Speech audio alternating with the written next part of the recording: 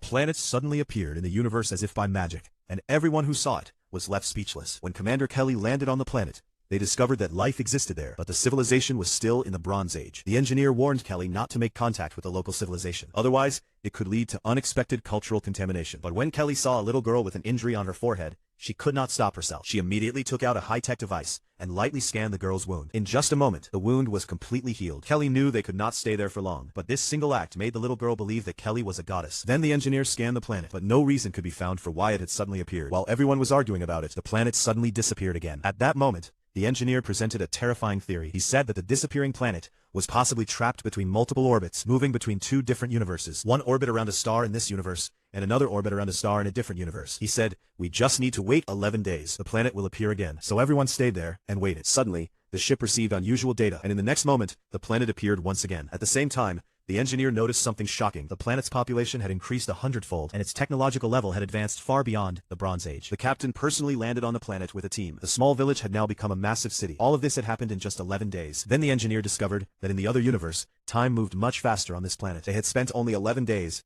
but 700 years had passed there. "Are you saying that 700 years have passed since I came here?" Kelly asked in shock. When the engineer confirmed it, the captain and the crew could barely understand what was happening. Just then, a woman saw Kelly and ran inside her house. She came back carrying a child and knelt before Kelly, begging, "Goddess, please bless my child so that he may grow up safely." Kelly was stunned. When they saw dead bodies lying along the streets, they realized that people had started worshipping Kelly as a goddess. The story of her healing the little girl had spread everywhere. An entire religion had been created in her name, and a statue of Kelly had been placed in the center of a grand temple. Everyone returned to the ship and immediately reported everything to their higher authorities. When the commander learned about Kelly's actions, he became furious. Kelly had not only made contact with a primitive civilization, but had also used advanced technology, causing severe cultural contamination. The captain tried to explain, but the commander immediately stopped him. He said, "For this planet, 11 days means 700 years. In just 1 month, they might build shuttles and start contacting us themselves." But Kelly no longer wanted to wait. Because of her actions, many people on the planet had died, and she was overwhelmed with guilt. So, disobeying the orders of their superior officer, Captain took Kelly back to the planet once again. They went to the religious hall and decided to explain everything to the Pope. The moment the Pope saw Kelly, he bowed before her, because in his eyes, she was a goddess sent from heaven. But Kelly directly said, "I am not a goddess. I am just an ordinary human being. Healing that girl was not a miracle. It was the use of advanced technology." Then Kelly asked the Pope to test it himself. She told him to make a small wound with a knife. Afterward, she scanned the wound with the device, and it healed instantly. At that moment, the engineer sent a message saying that the planet would shift back to the other universe in 5 minutes. They had to leave immediately. Kelly had finally proven that she was not a goddess, and the Pope accepted the truth.